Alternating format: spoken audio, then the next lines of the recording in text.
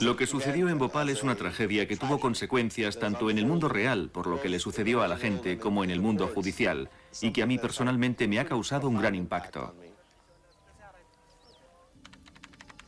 A pesar de ser una tragedia de semejante magnitud, nunca se ha hecho pública una resolución legal sobre lo que ocurrió. Es una tragedia inquietante. Creo que se ha negado a los supervivientes de Bhopal la oportunidad de hablar en un proceso judicial. Y para mí es un gran privilegio poder ser la voz de todas las víctimas. Al ser de origen indio, pienso que puedo hablar en nombre de mi gente mejor y con más eficacia que cualquier otra persona.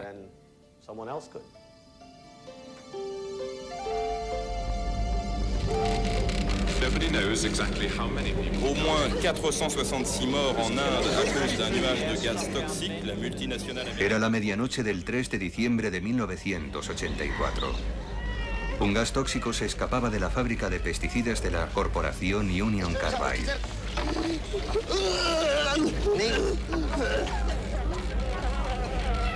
Como consecuencia, cientos de miles de personas resultaban intoxicadas. Miles murieron. Fue la mayor catástrofe industrial de la historia. Y aún continúa.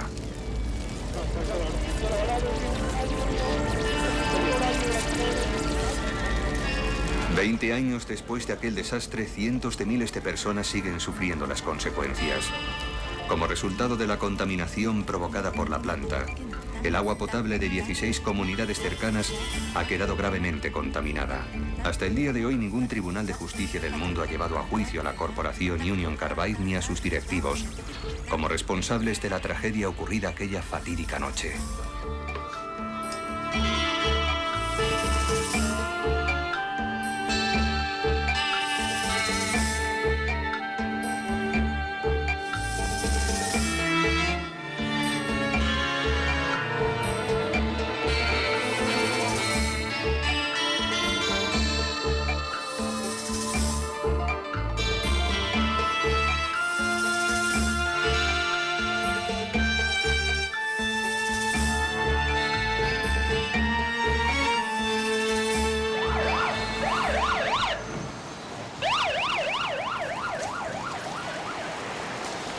Rajan Sharma tenía 14 años cuando ocurrió la tragedia.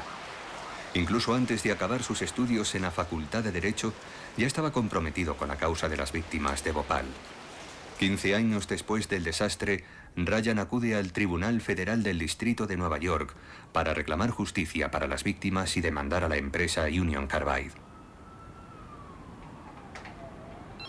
Un proceso judicial supone años de trabajo y de espera. En la sala vacía del tribunal, Rajan se ha imaginado a menudo cómo sería el proceso que aún no ha tenido lugar. Se ve a sí mismo dirigiendo la palabra al jurado. El procedimiento correcto sería presentar el caso así. Señoras y señores del jurado, mi nombre es Rajan Sharma. Represento a los demandantes, víctimas de la contaminación química que más muertos ha provocado en tiempo de paz. Lo que pretendemos demostrar es que esta tragedia no fue un simple accidente, sino el resultado de una práctica política sostenida y sistemática y de un comportamiento temerario e indiferente por parte de los acusados. El origen y la causa de este desastre están en las fatales decisiones que tomaron los acusados de Union Carbide.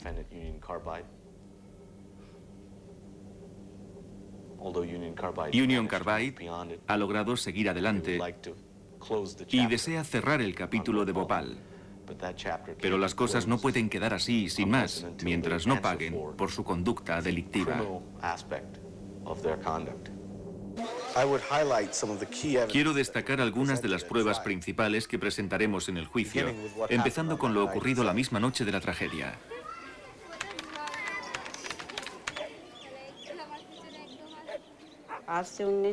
Era la medianoche del 2 de diciembre. Hace 20 años, Cuando vimos una especie de nube en el cielo, de color rojo, muy intenso.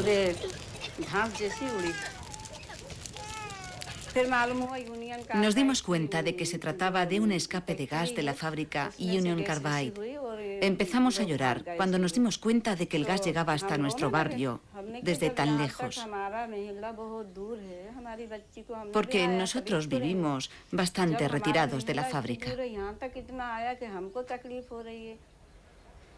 Estábamos muy preocupados por nuestra hija, que vivía cerca de la planta.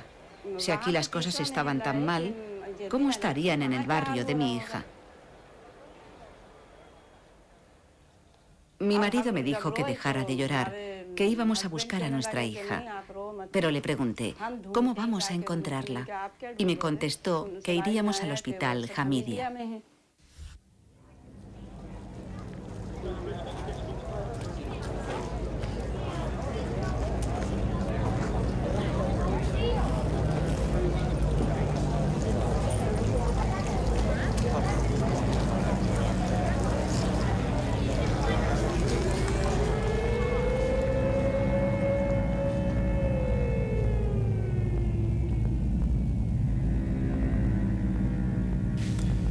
Es imposible disponer de un informe preciso sobre el número exacto de muertos debido al caos de los días posteriores a la catástrofe y con tantos enterramientos y cremaciones en masa. Cuando ocurrió el desastre, me encontraba a algo más de 240 kilómetros de Bhopal. Al llegar a Bhopal, me encontré a un montón de personas retorciéndose de dolor. Tenían los ojos casi totalmente cerrados por la inflamación y estaban sentados en la calle, todos amontonados, llorando y gritando de dolor. Al ver semejante escena, me di cuenta de la magnitud del desastre que acababa de ocurrir. Todos salíamos llorando del hospital.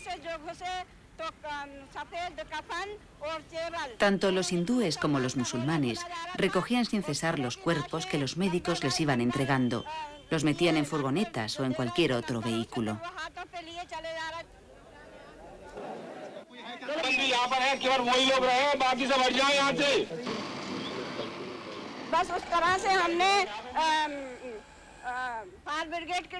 Había cuerpos por todas partes, pero no encontrábamos a nuestra hija, ni a nuestra nieta, ni a nuestro yerno por ninguna parte.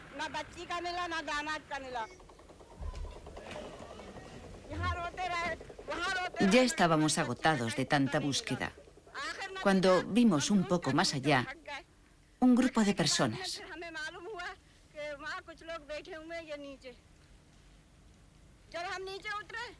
Tenían los ojos cubiertos con gasas y nuestra nieta yacía envuelta en una sábana húmeda al lado del depósito del agua.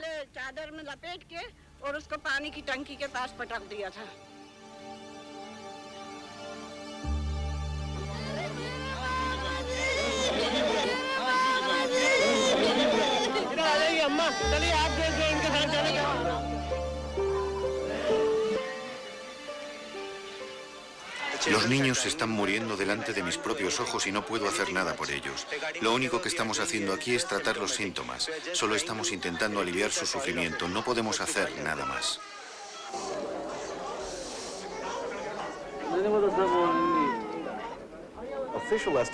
El número oficial de muertos fue de 3.000,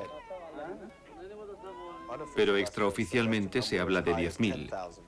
Y hay fuentes que afirman que desde el día de la tragedia, al menos 25.000 personas han fallecido como consecuencia de la exposición a los gases tóxicos.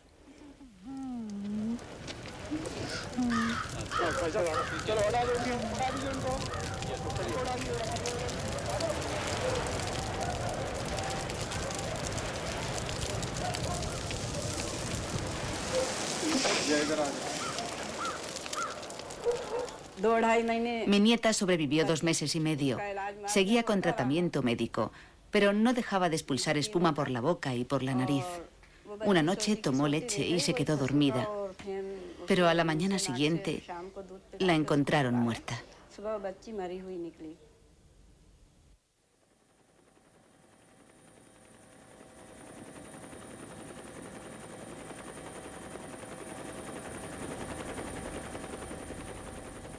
En el momento del desastre, Union Carbide era una empresa multinacional que poseía una participación mayoritaria de su filial en la India. Cuando se produjo el desastre, al frente de Union Carbide estaba Warren Anderson y su vicepresidente era Robert Kennedy.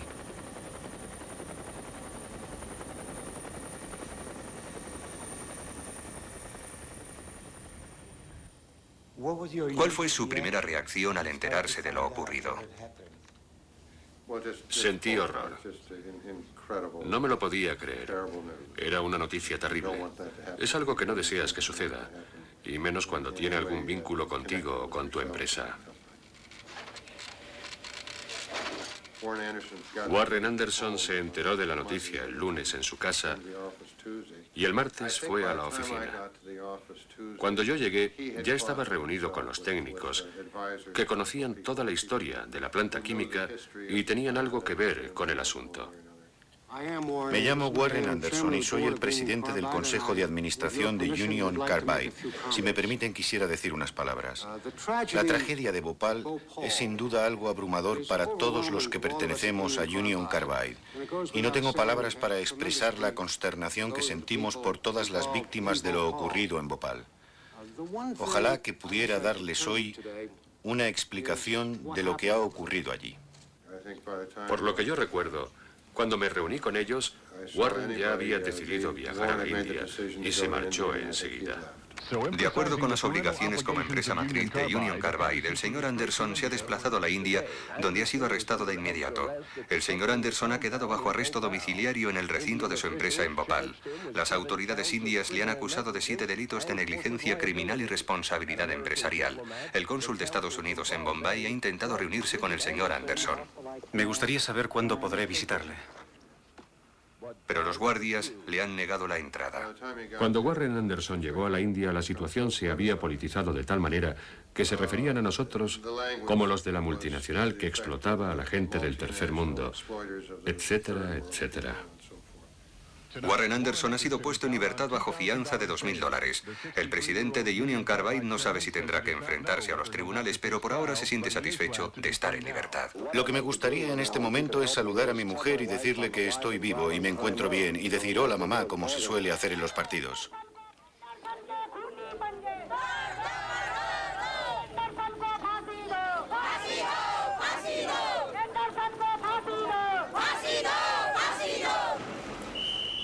Warren Anderson no fue detenido por razones políticas, sino de acuerdo con la ley india. Fue acusado junto con la empresa Union Carbide de homicidio por negligencia criminal.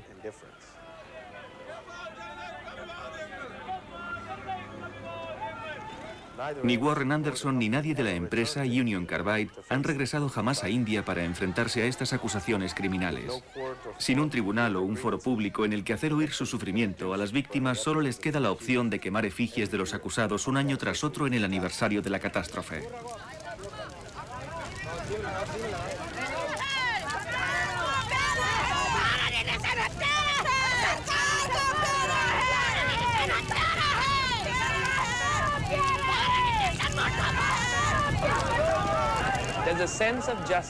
Lo que nos mueve desde el día de la tragedia hasta hoy es el sentimiento de que se tiene que hacer justicia.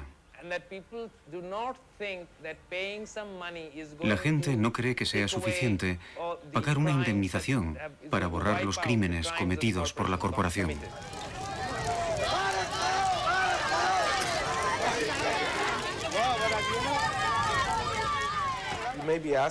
Quizás se pregunten cómo es posible que una empresa radicada en Danbury, Connecticut, sea responsable de una catástrofe que tuvo lugar a casi 13.000 kilómetros de distancia en la fábrica de su filial de India.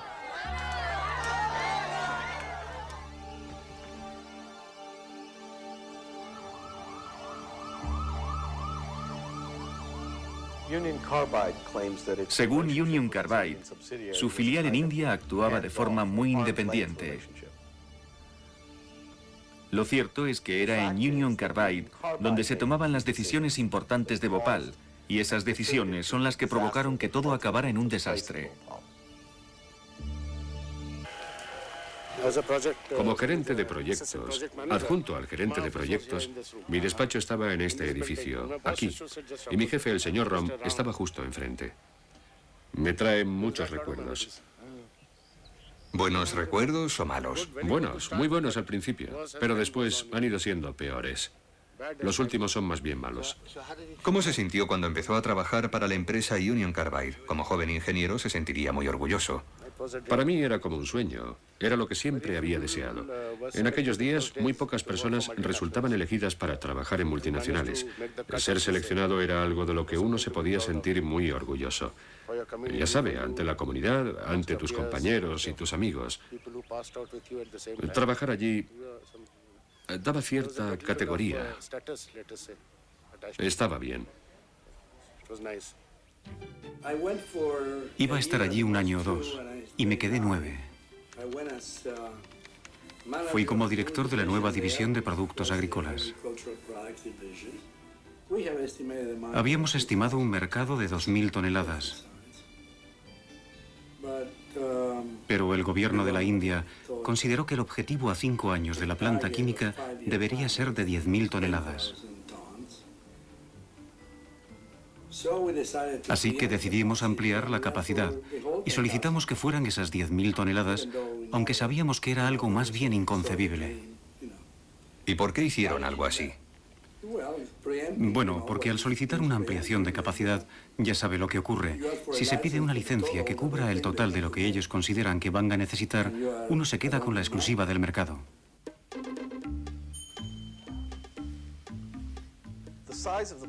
El tamaño de la planta química representó un papel muy importante en el desastre.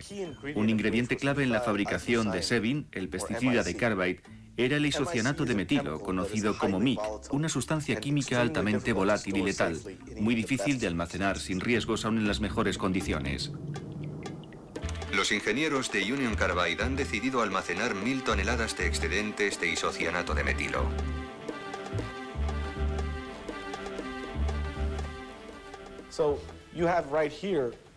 Así que el comité de dirección de Union Carbide se encuentra con que su capacidad de almacenamiento ha sido superada en algo más de 1 millón de kilos de isocianato de metilo y decide almacenar el excedente en nuevas instalaciones próximas a zonas habitadas. ¿Qué pensó sobre aquella decisión? Bueno, yo y muchos más pensamos que era una locura.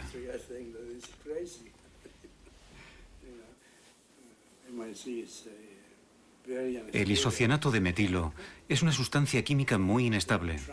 Se transforma en gas casi sin avisar.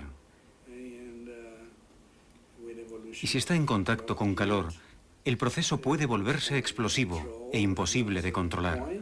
En definitiva, el almacenamiento de isocianato de metilo es muy peligroso. El testimonio de Eduardo Muñoz es muy distinto al de muchos otros empleados de Union Carbide. La decisión sobre el almacenamiento de la sustancia fue tomada por los ingenieros de la empresa de la India, no de la planta de Charleston, Virginia Occidental, ni de los directivos de Union Carbide. Cuando se trata de la construcción de plantas químicas, la responsabilidad es de los ingenieros del Grupo 1.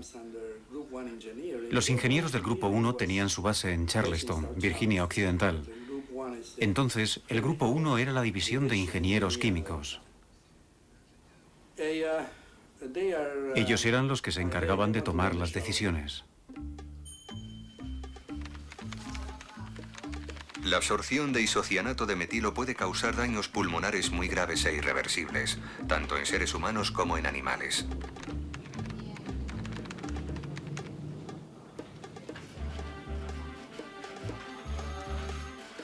El isocianato de metilo tiene efectos tóxicos directos sobre el feto en caso de que la madre sufra daños pulmonares.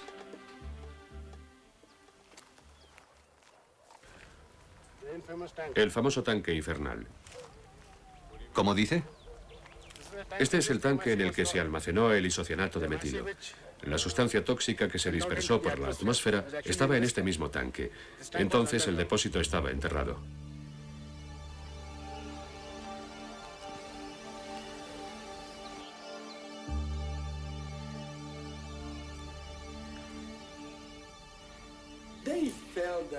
Creían que podían controlar el isocianato de metilo, que lo sabían todo sobre él.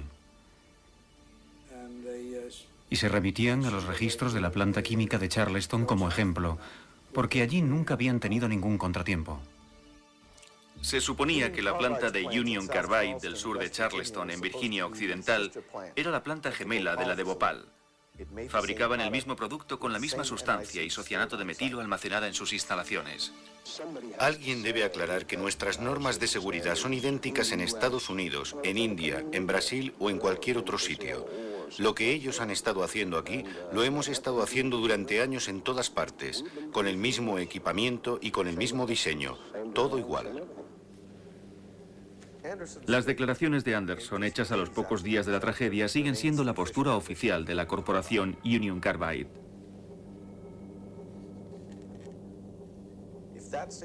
Si sus afirmaciones fueran falsas, si podemos demostrar que la tecnología utilizada por Union Carbide en Bhopal era peor de la que se hubiera necesitado al haber almacenadas allí cantidades enormes de isocianato de metilo, entonces su conducta podría describirse como una conducta delictiva. Aquí podemos apreciar que la tecnología que se estaba utilizando correspondería a la de unas instalaciones propias de 1940 o 1950. Después del desastre, Union Carbide restringió el acceso a la planta.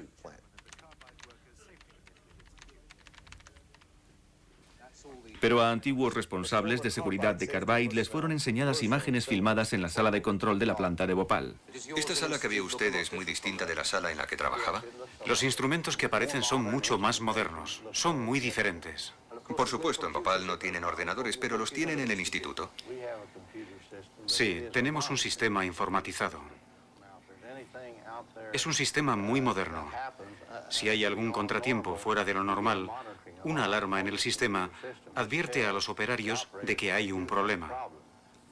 Hubiera sido útil en Bhopal haber tenido un sistema informatizado. Hubiera servido de gran ayuda. ¿Pudo tener Union Carbide un criterio discriminatorio y poco prudente en la fase de diseño y en la transferencia tecnológica a Bhopal? Pasados 20 años, creemos que tenemos el documento que pone en evidencia cuál fue el proceso interno de decisión de Union Carbide. En él está la respuesta a este interrogante.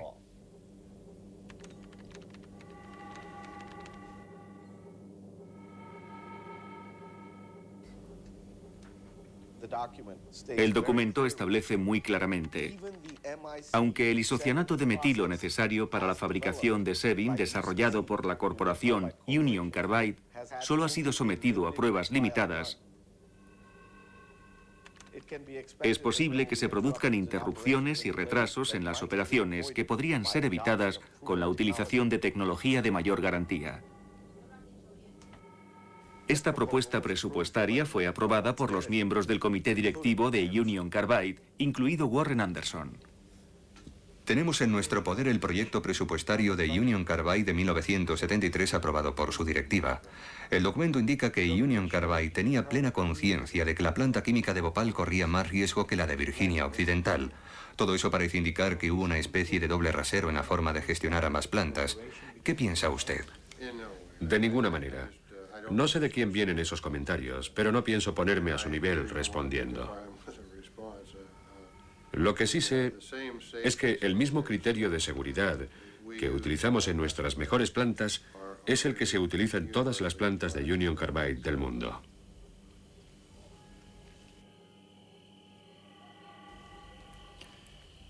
Es muy interesante, me refiero a lo del equipo directivo. Así que existía riesgo desde el principio. Sí, así parece. Y me sorprende mucho. Lo que no entiendo es por qué, si lo sabían, siguieron adelante.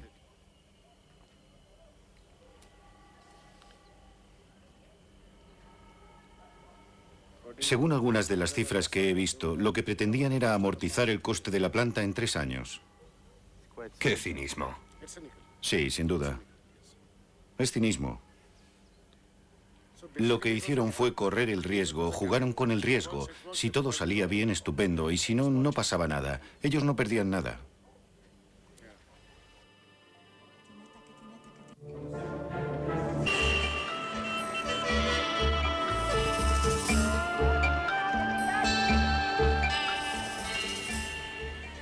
Carbide dijo que el accidente ocurrió debido a una combinación especial de circunstancias muy poco frecuentes. Sí. O dicho de otra manera, fue un error, ya que, cito lo subrayado, la seguridad es un elemento indispensable en todas nuestras operaciones. Podría estar de acuerdo.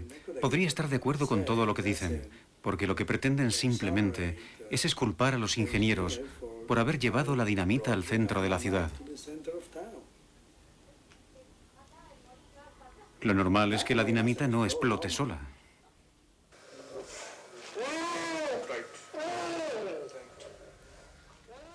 A la gente ni siquiera se le dijo que debía taparse la boca con un paño húmedo para disminuir el efecto del gas.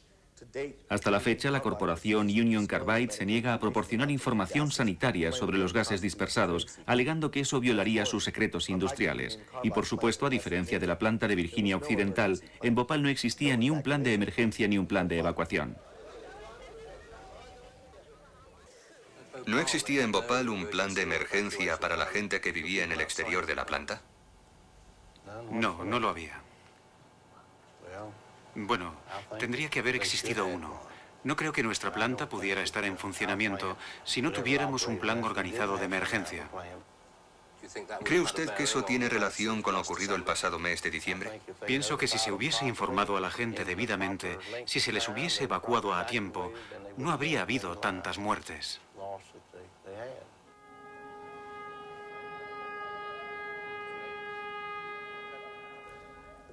El riesgo que existía en la planta de Bhopal era tan grande, previsible y evidente que un periodista local sin especial formación científica fue capaz de predecir exactamente lo que iba a ocurrir.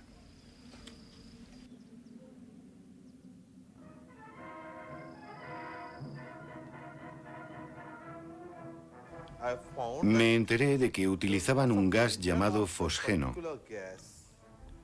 El fosgeno es el componente principal del isocianato de metilo.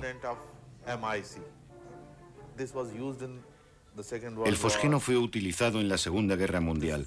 Con él se creaba una especie de nube, de forma que cualquier soldado que atravesara la nube quedara expuesto al gas y resultara muerto. Así que se me ocurrió que, dado que nosotros estamos en una ciudad junto a la que se está fabricando el isocianato de metilo, que está compuesto de fosgeno, en caso de escape, la gente podría morir en masa.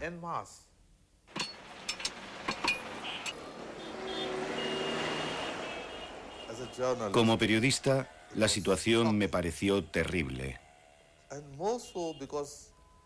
Porque además yo vivo en esta ciudad. Aquí he nacido y aquí me he criado. Conozco a mucha gente y tengo muchos amigos en esta ciudad. Todo lo mío está aquí. Así que la situación me parecía preocupante. Empecé a sentir temor. Temor de que la gente pudiera morir.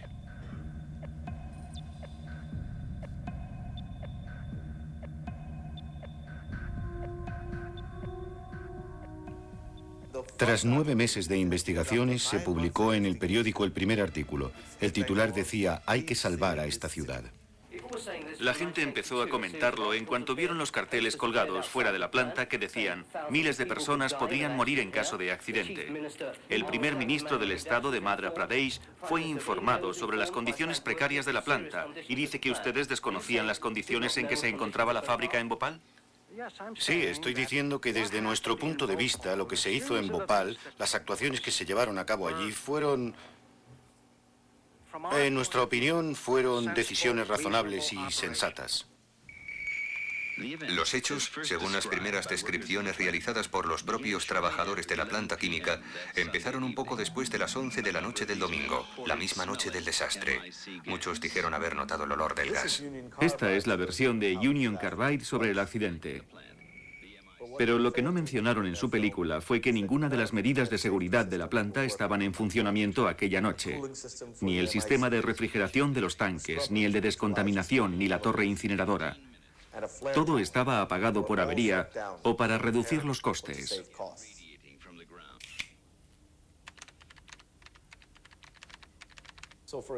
Por ejemplo, el manual operativo de 1978 estipulaba que el isocianato de metilo almacenado en la planta debía estar a una temperatura constante de 0 grados. También decía que todos los sistemas de seguridad, de ventilación, de neutralización, etc., tenían que estar siempre operativos mientras hubiera isocianato de metilo almacenado. En el manual operativo de 1984 todo era diferente. Union Carbide cambió las normas.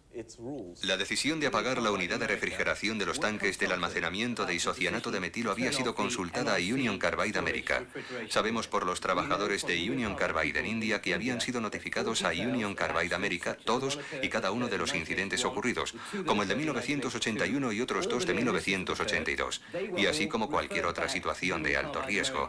¿Dice usted que no sabía nada de estos incidentes? No sabía nada. Los operarios de la sala de control aseguraron haber revisado la presión del tanque 15 minutos después de la medianoche y apreciaron que estaba subiendo.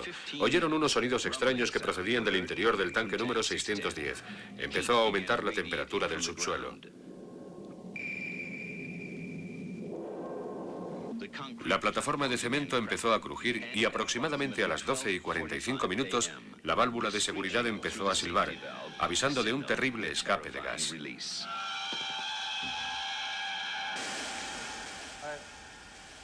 Hice una llamada a la sala de control de la policía y empecé a chillar al oficial que contestó al teléfono. Le dije, vamos, dime lo que ha ocurrido. Me empezó a decir que un tanque de la planta química de Union Carbide había explotado. Me lo dijo en hindi. Un tanque de la planta Union Carbide ha explotado.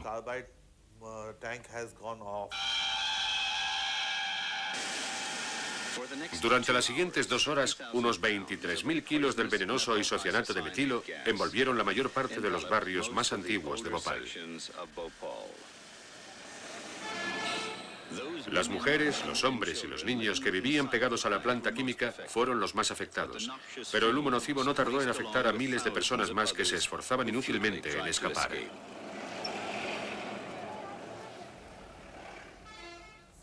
Lo primero que pensé era que mi mayor temor se había convertido en una realidad. Dios mío, como yo conocía los peligros del isocianato de metilo, pensé, voy a morir, nadie puede salvarme. Cuando hablo de mis recuerdos de aquella noche, siempre empieza a dolerme la garganta.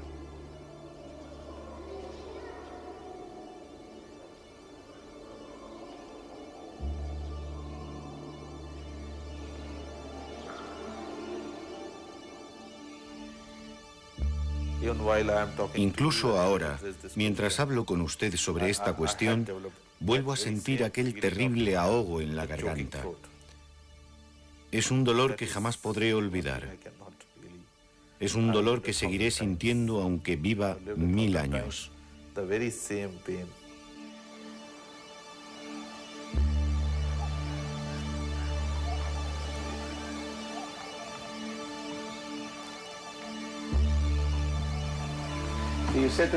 Me dijo usted antes que esta era una zona de guerra.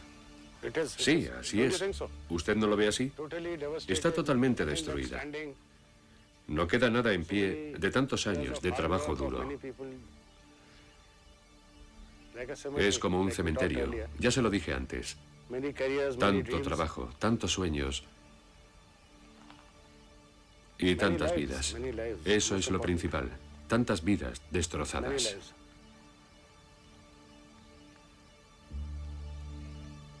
Las fábricas se montan y se desmontan, las inmobiliarias vienen y van, las empresas también vienen y van, pero todos aquellos que perdieron su vida no podrán volver jamás.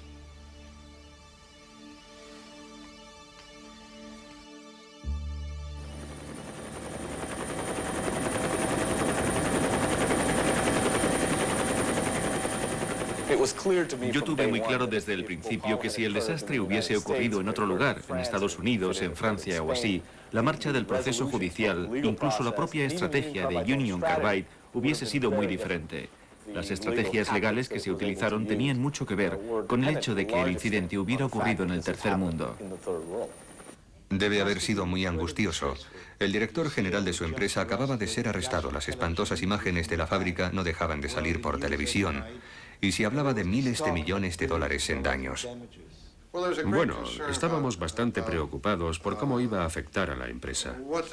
Si hubiéramos sido una compañía sin credibilidad, con mala reputación, hubiese sido aún peor. Pero cuando sucedió, éramos muy respetados. Cuando visité nuestras plantas, la gente no dejaba de preguntarme, ¿ahora qué va a pasar? Otro mal día para Union Carbide en Wall Street. En las últimas 6 sesiones sus acciones han caído más de 13 puntos, lo cual viene a significar unas pérdidas de $1.000 millones. La razón, el temor por parte de los inversores a que las indemnizaciones legales solicitadas por valor de cientos de millones de dólares puedan llevar a la compañía a la bancarrota. Es cierto que las acciones de Union Carbide iniciaron un precipitado descenso desde el primer día. Pero según se iba descubriendo la magnitud de la catástrofe, más notoriamente continuaban cayendo. Si no recuerdo mal, creo que la pérdida de valor de las acciones fue del orden de tal vez un 40%. La principal preocupación procedía de la responsabilidad en la pérdida de vidas humanas que pudiera tener la empresa, de su nivel de responsabilidad en los hechos y de la cantidad de dinero que estaría obligada a pagar.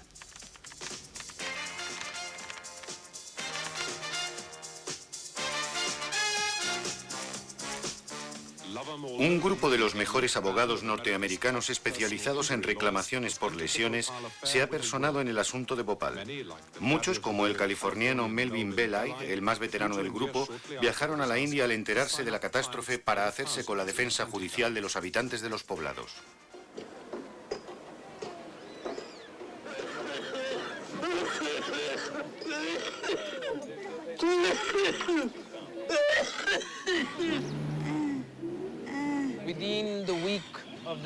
Empezaron a llegar poco a poco una semana después del desastre y después fue como una avalancha. No paraban de venir abogados. Querían que la gente firmara un papel que les nombraba su representante. La gente estaba en tan mal estado que no podían ni abrir los ojos. Les hacían firmar unos documentos o simplemente poner la huella de su pulgar. Después se llevaban los documentos originales. Empezaron a contratar ayudantes, intermediarios. Empezaron a pagar comisiones a quien les trajera clientes al hotel en el que se hospedaban.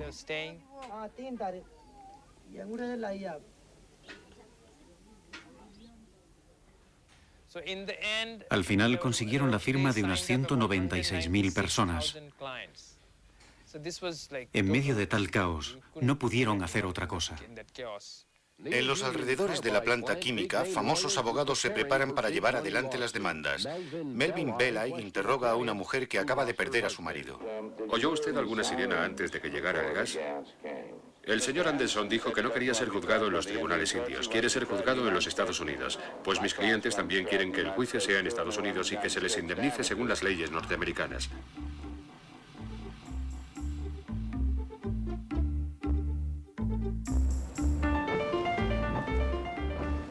Entonces, ¿cuál le dijeron que iba a ser su estrategia para evitar la bancarrota?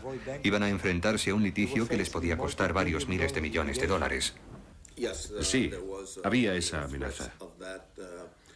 Varios consejeros legales dijeron que la de Bhopal era una empresa subsidiaria de la que Union Carbide no tenía por qué tener pleno control. Podía desvincularse de ella si le convenía. Ese fue el argumento que utilizaron como escudo para evitar que la empresa tuviera que enfrentarse a un litigio.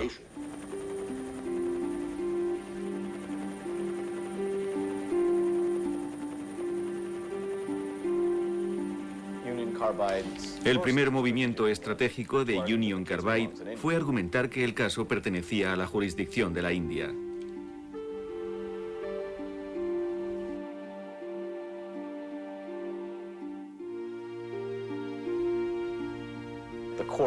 Los tribunales aceptaron la versión de Union Carbide que decía que la relación entre la empresa matriz y la empresa filial de la India era muy lejana.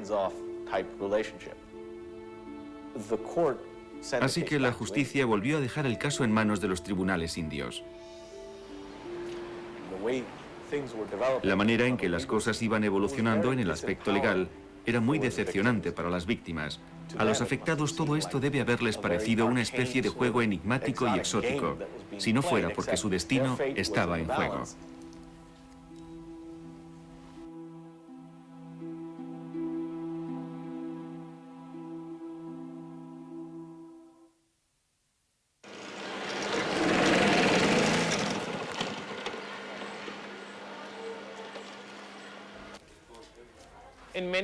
En muchos aspectos, la situación es peor actualmente que la noche de la catástrofe.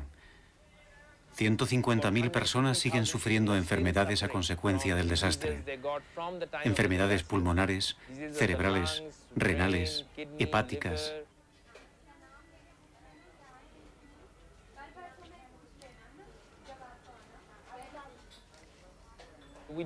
No tenemos un protocolo de tratamiento.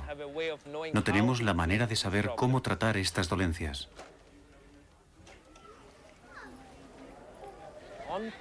Y por si todo esto no fuera suficiente, el legado tóxico de Union Carbide sigue aquí presente.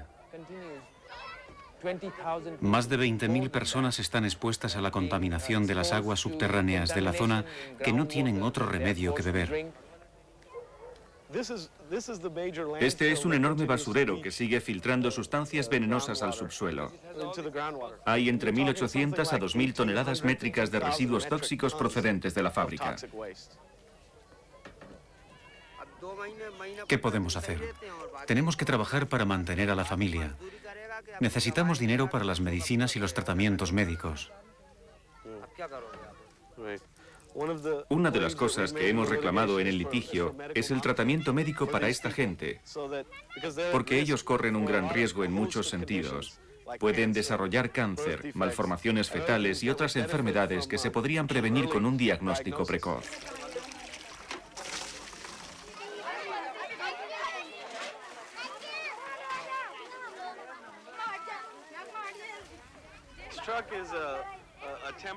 Este camión es el suministro de agua para esta gente, pero sirve de poco. Esta que vemos es el agua de que podrán disponer en toda la semana.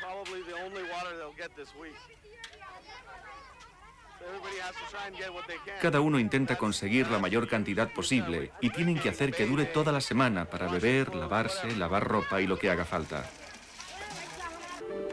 Todas las muestras de agua analizadas para medir el grado de toxicidad han resultado estar contaminadas.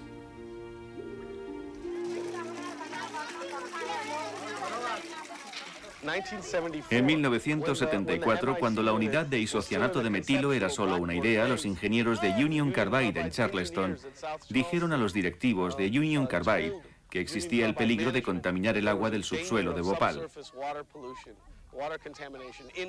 Así que incluso en la fase de diseño, sabían perfectamente cuáles podían ser los resultados de sus decisiones.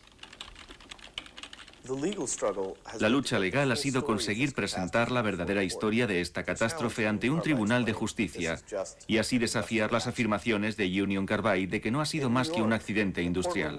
En Nueva York, en una sala como esta, Union Carbide pidió al principio que el caso fuera transferido a la India. Arguían que el desastre era un problema de la India y que el sistema legal de este país estaría más capacitado para llevar el caso.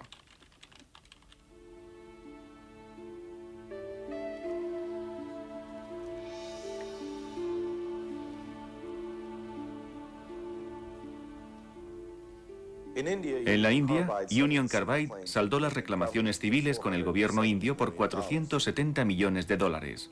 Pero cuando el Tribunal Supremo de la India ordenó que se iniciara un proceso penal contra ellos, Union Carbide dio la vuelta al argumento y dijo que no estaba sujeta a la jurisdicción penal de los tribunales indios.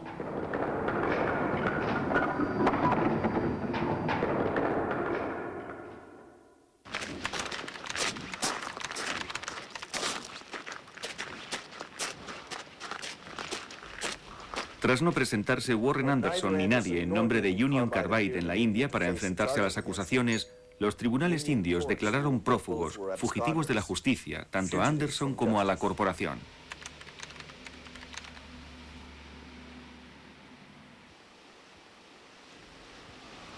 Señora Anderson. Hola, ¿es usted la señora Anderson? ¿Por qué se esconden usted y su marido?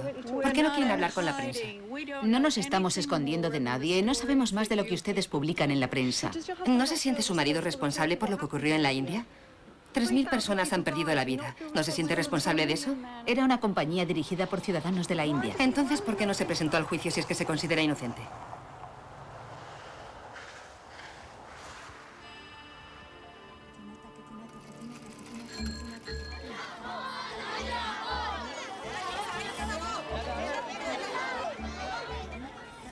Al igual que Anderson, Union Carbide sigue manteniendo que es inocente, pero se niega a defender su postura ante los tribunales indios o ante los tribunales de los Estados Unidos. Y no existe ningún tribunal internacional que pueda escuchar a las víctimas.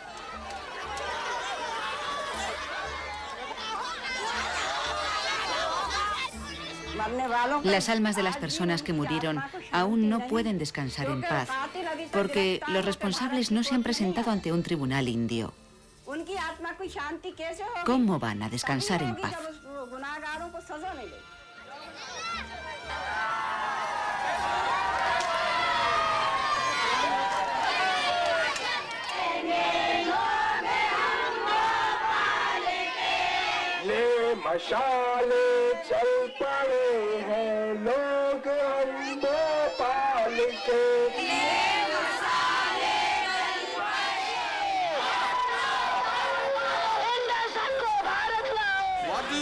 ¿Qué piensa usted que ha conseguido tras 18 años de dedicación plena a este asunto? Pienso que no se trata de mí. Creo que lo que los supervivientes han conseguido mediante el mayor esfuerzo jamás realizado por víctimas de un desastre industrial es: A. Mantener la memoria de Bhopal viva. B. Dar a conocer que el desastre de Bhopal sigue existiendo y que está lejos de finalizar. C. Llamar la atención sobre el comportamiento delictivo de las empresas que consigue impedir que se haga justicia.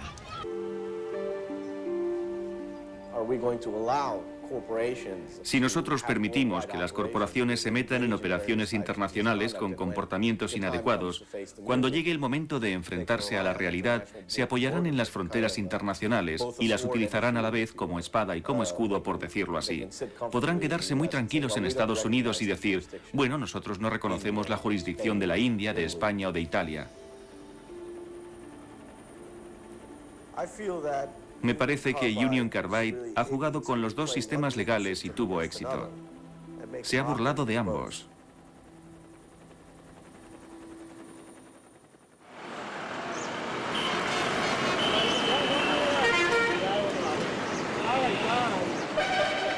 और लोगों को मुआवजा दो कि जो लोग अभी भी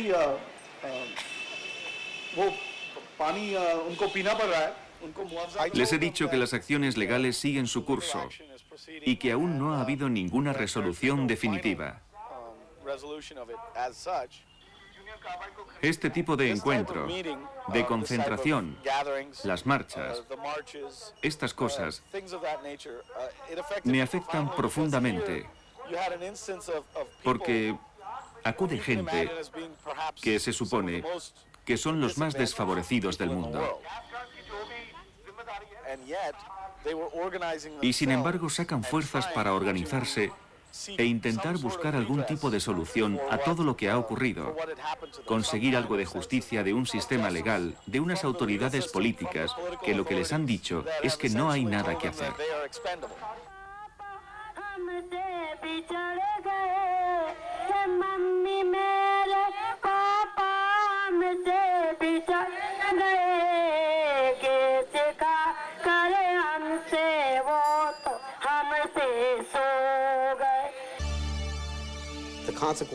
Las consecuencias de que algo como lo que ocurrió en Bhopal no tenga responsables deja algo así como un vacío en el sistema judicial del mundo entero.